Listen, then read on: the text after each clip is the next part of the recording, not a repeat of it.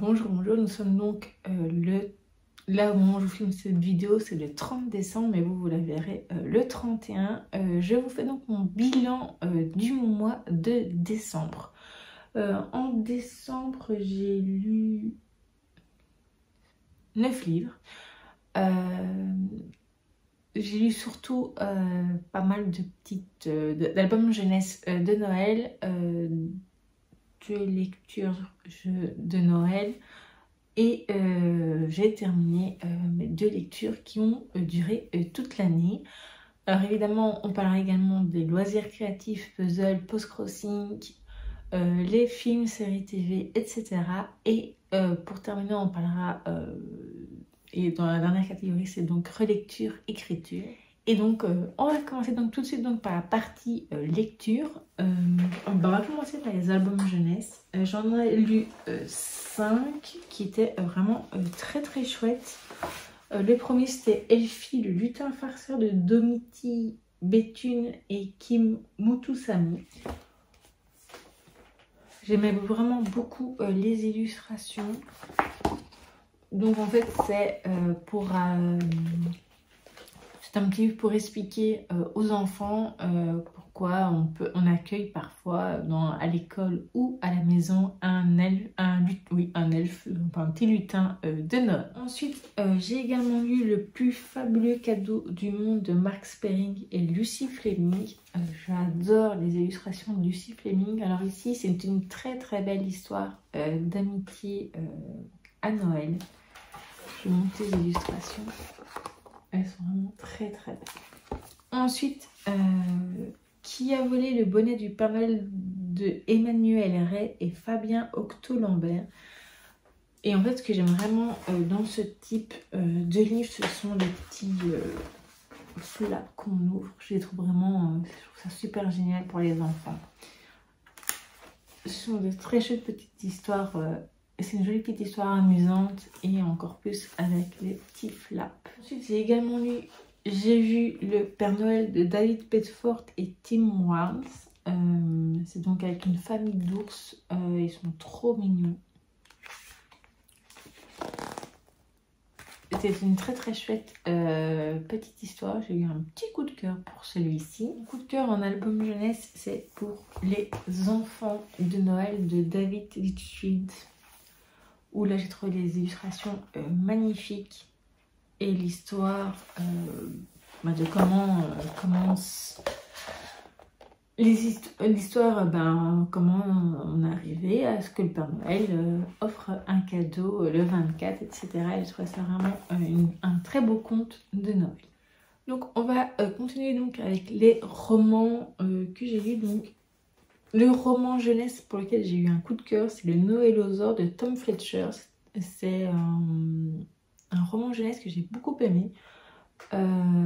Bon, ça parle d'un dinosaure, c'est un conte de Noël avec le Père Noël, c'est lutin, mais pas seulement. J'ai adoré ce petit garçon, donc William, j'ai trouvé très attachant. Et j'ai aimé... je trouvais qu'il y avait de très belles valeurs dedans et c'était un coup de cœur. Et ouais, d'office, il ferait certainement partie de mes recommandations pour les lectures de Noël de l'année prochaine. Ensuite, j'ai lu Un cœur pour Noël donc, de Sophie Jomain. Donc c'était la romance de l'Avent. Donc chaque jour à peu près, j'ai lu un chapitre. Bon, il y avait des fois où j'avais quelques jours de retard, mais bon. Je l'ai quand même terminé le 24 ou le 25, je ne sais plus. Mais j'ai vraiment beaucoup aimé cette romance. Donc on y suit Avril, qui est donc une jeune fille de 18 ans qui a malheureusement subi, elle a eu un grave problème de santé au cœur. Et on la voit un peu se réveiller au fur et à mesure de l'histoire. Et j'ai vraiment beaucoup aimé.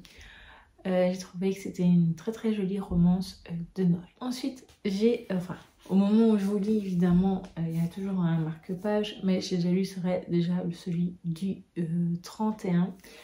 Et j'ai vraiment bien aimé toutes ces citations. Je les ai trouvées très très jolies, très inspirantes. Et c'est certain que je le relirai peut-être pas l'année prochaine, peut-être dans 2 ans, mais dans quelques années. Quoique peut-être que je pourrais relire leur feuilleté l'année prochaine aussi. Je ne sais pas encore. Ensuite, j'ai pris plaisir à lire Une année de magie donc de Harry Potter. Donc c'est toutes des petites citations de cet livre et c'est vraiment très très chouette d'avoir des petits bouts d'histoire comme ça. Les illustrations sont magnifiques. C'était un très beau livre à offrir pour les fans de la série, de la saga. Et enfin, je vais terminer avec ma lecture en cours, donc qui sera donc pour le passage entre 2023 et 2024. C'est Meurtre à Balmoral de Chris McGeorge.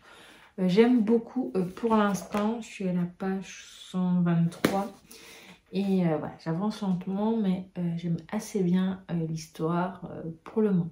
Donc maintenant on va passer à la catégorie donc loisirs créatifs puzzle. Je n'ai pas colorié, j'avais commencé un coloriage de Noël mais je n'étais pas du tout dans le mood, donc j'ai préféré le laisser sur le côté pour l'année prochaine. Par contre j'avais un calendrier de l'Avent de puzzle, je vous invite à aller voir les vlogmas si vous voulez vraiment les voir chaque jour, mais ici je vais vous en montrer quelques-uns que j'ai mis comme ça dans une pochette. Je les ai collés et ils sont dans une petite pochette. Voilà. Ils sont de très bonne qualité. Donc c'est de la... l'éditeur, c'est Eurographics et c'est vraiment très chouette. Côté post-crossing, j'ai envoyé 0 carte. Par contre, j'en ai reçu 4. Il y en a 4, donc 3 de Pologne et une de Russie. Donc voici celle de Pologne. Encore une de Pologne. Une très jolie carte de vœux. Une de Pologne qui est de l'univers Harry Potter. Et la dernière, c'est une qui vient de Russie. Voilà. J'ai également reçu comme cadeau de la part de mon oncle, ma tante et mes cousins 3 jolies cartes de vœux. Elles sont assez à envoyer. Donc il y a celle-ci.